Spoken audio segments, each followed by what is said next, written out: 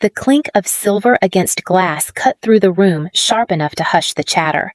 I turned toward the sound, my half-filled champagne flute still in hand, just passed to me by a server weaving through the crowd. My father, Ellis Royce, stood at the head table, cheeks flushed, eyes glossy, maybe from sentiment, maybe from the third glass of red he swore wasn't hitting him.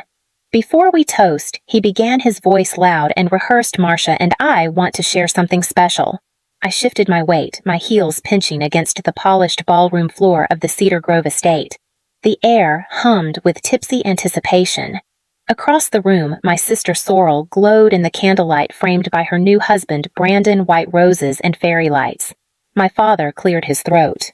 Sorrel, Brandon, your mother and I talked about what it means to start a life together. So today, as our gift to you, we're giving you something that has held our family for decades. He faced the crowd. We're giving them our home. A pause. Thick, heavy, like even the chandeliers held their breath. Then applause. I didn't move. My champagne quivered as my fingers tightened around the stem. I felt the glances, soft smiles, nods, a collective awe rippling across the tables. My breath caught. The home. The one I'd been paying for every month without fail for nearly 7 years. Heat crawled up my neck. I forced my jaw to stay loose as my mother dabbed her eyes with a linen napkin, overwhelmed by the sweetness. Sorrel gasped theatrically, leaning into Brandon's shoulder. I stayed silent. I sat through the speeches, my smile on autopilot, eyes locked on the centerpiece. I laughed when expected, raised my glass when cued, even hugged Sorrel when she swooped in with giddy tears and smudged lipstick. But later, as the music swelled and dancing began, I slipped off my shoes and left the venue quietly, the weight of those 7 years pressing harder with every step. I didn't go home. I drove straight to the house. The porch light glowed when I pulled into the driveway, no cars parked out front. I sat for a moment staring at the blue shutters I'd repainted last spring. My key still worked. Of course it did.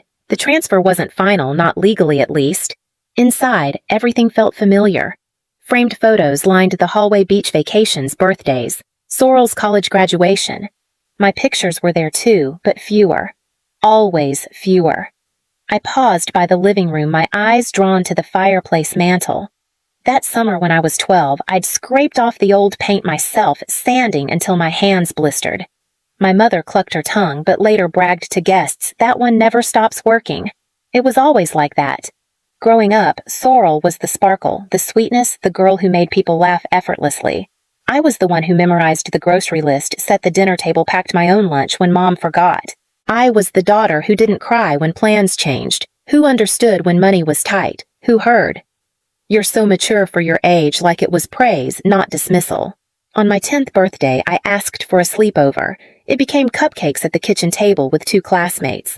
3 months later, Sorrel's 5th birthday had a backyard puppet show and rented ponies. We had more flexibility this time, Mom said. And you're not really into all that fuss anyway, right? The pattern held. Braces delayed for better insurance. College tuition was my responsibility because you're the planner. When Sorrel picked art school out east, our parents co-signed her loan without hesitation. I learned not to ask. My usefulness made me indispensable, but never central. Now standing in the kitchen I'd helped remodel, I could hear my mother's voice. You've always been the strong one. We never had to worry about you. I stared at the fridge, at the magnets I'd bought on business trips, at the floral notepad with my handwriting on the grocery list. The strength they admired was convenience. And convenience, I realized, was easy to forget. I opened a drawer, found the old file folder with house receipts, and flipped it open. The folder was right where it always was, tucked between appliance manuals and the emergency vet's number from when Sorrel's cat ate the poinsettias. I sifted through utility receipts, property tax letters, HOA notices. Then I found the mortgage statement, the last one I'd paid. It was still addressed to Ellis and Marcia Royce. Not me. I pulled out my phone and opened my banking app. The auto payment for $365 had gone through 2 weeks ago, like it had every month for nearly 7 years. Never missed, rarely thanked. It was just part of my life, like brushing my teeth, like believing I was helping. I remembered the conversation clearly. My father called voice tight. He'd been laid off after nearly 3 decades at his engineering firm. It's just temporary, he said. We've got a little saved, but your mom's treatment is costing more than insurance covers. I didn't hesitate. Let me help, I said. They pushed back at first pride, I thought, but eventually let me cover the mortgage for a little while. Dad said it over coffee one cold morning, his hand around the chipped mug I'd given him years ago. "This house will be yours someday, Callan. You're not just helping us, you're investing in your future." I believed him. I kept believing through his jobless months, through Mom's reduced hours, through their requests to tack on a little extra for taxes, roof repairs, prescriptions. I adjusted my life delayed buying a second property, downgraded my car lease, skipped vacations. I thought it was a trade. Stability now for security later. Not charity, not a donation. But standing in that dim kitchen, receipts spread across the counter, something in me shifted. There was no paperwork with my name, no partial ownership, no record of their promise. Only a house that wasn't mine, and a wedding toast that proved it never would be. I closed the folder and slid it back into the drawer. Then I opened my email and started typing the name of my friend who worked in probate law. It was 3 months before the wedding, a quiet, bright Sunday morning. I'd stopped by unannounced with a bouquet of tulips and Mom's favorite cinnamon rolls from Alderton, Maine. They hadn't answered my texts, but their car was in the driveway, porch light on. I let myself in as always. Voices drifted from the dining room, low measured. Dad's deeper tone, Mom's clipped replies, and a third voice, male, polished, too polished. When I rounded the corner, they froze. 3 coffee mugs, a folder open on the table, legal pads, a pen still in the man's hand. Mom stood abruptly. "Callan, we didn't hear you come in." The man smiled, a practiced smile meant to smooth over discomfort. He started packing his papers without a word. "I just brought flowers," I said, holding them up like a shield. "Did I interrupt something?" Dad rubbed the back of his neck. "Nothing urgent, just going over some paperwork."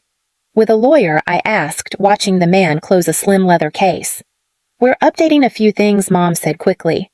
"You know estate planning, we're not getting any younger. Since when does that involve secret meetings on a Sunday?" Dad chuckled, but his eyes stayed flat. "We didn't mean to keep it from you. It's just logistics, insurance, medical directives, stuff like that."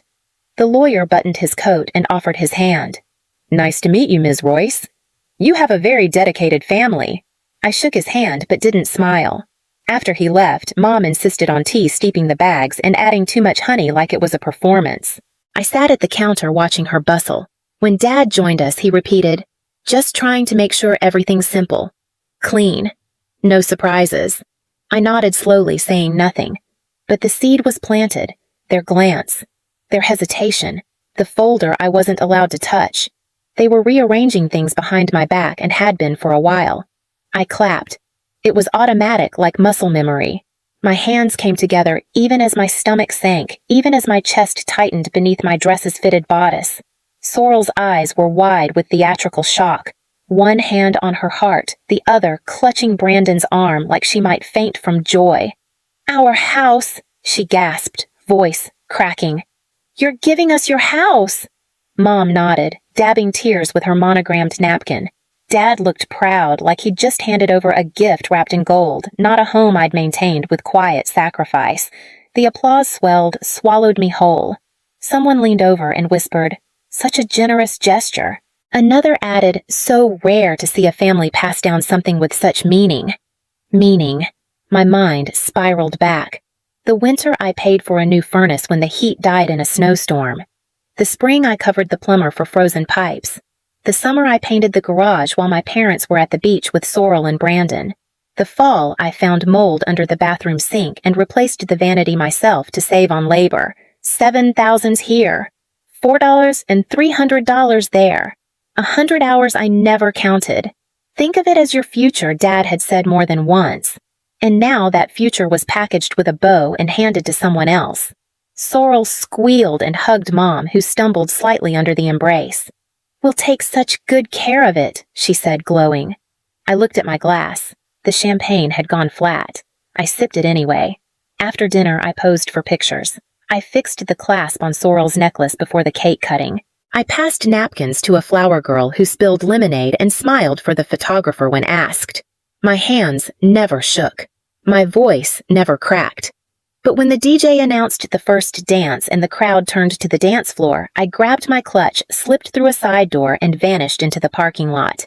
I didn't cry. I just drove each mile, stretching the distance between me and the applause. The next morning, I drove from the hotel to my parents' house.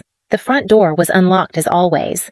I stepped into the quiet living room and found them at the kitchen table, still in their wedding clothes, Mom in a silk robe, Dad with his tie loosened, both sipping coffee like it was any other Sunday. "I want to talk about the house," I said, my voice flat. They exchanged glances, a flicker passing between them. Dad set his mug down carefully. "Callan, now's not the time. You gave away the house I've been paying for." I cut in. "For 7 years." Mom shifted in her chair. "We never asked you to." I blinked. "I mean, we appreciated it," she went on, smoothing the napkin in her lap. "But we didn't expect it. You offered. And we always said someday it would be yours, but things change." Dad spoke softer. "Sorrel's starting her life. You're already established. She needed a foundation." I laughed, but there was no warmth in it. A foundation. That foundation was built on my money, my time, my belief in you, and you gave it away without a word. "We didn't think you'd mind," Mom said almost gently. Something in me cracked. I turned, walked out, got in my car and drove with shaking hands. I didn't go home. I ended up at Nova's apartment, letting myself in with the key she'd given me years ago. Nova didn't ask questions. She handed me a glass of water and pulled a blanket off the couch. I sat numb. When the words came, they spilled out raw and uneven. Every detail, every lie, every moment I'd swallowed until it became routine. When I finished, Nova sat beside me, quiet for a long time. "This isn't about the house," she finally said. "It's about being disposable. And you're not." I exhaled slowly. My head pounded. "You gave them years," Nova said. "Now it's time to give yourself something back." I nodded. "This," she said, "is where you draw the line." That night, I opened my laptop and pulled up my financial records. It started with a voicemail. "Just thinking," Dad said casually, "about what comes next for your mom and me. The house is feeling a bit too busy now with Sorrel and Brandon settling in. We're exploring options." I listened without responding. 3 days later, Mom texted, "Would love to chat about the lake place. Your dad's blood pressure's been up again. Doctor said quieter surroundings might help." I didn't reply. Then came the dinner invitation, a quick catch-up over chicken salad and iced tea. I arrived with guarded politeness, sitting across from them at the kitchen table I'd helped replace 2 summers ago. Mom smiled tightly. "We thought since the lake house is just sitting there?" "No," I said. Calm, final. Dad blinked. "Just for a few months, while we figure out what's next." "You gave away the house I paid for," I said evenly. "You don't get to ask for another one," Mom scoffed. "It's not like we're taking it from you. You're assuming it belongs to you to borrow." "We're your parents," Callan, Dad said. "Family helps family." I stood. "And family respects boundaries. I won't offer that house." "Don't ask again." I left without dessert. A week later, a letter arrived, certified, neatly folded. From an attorney. Not the one I'd met that Sunday morning, but a new name.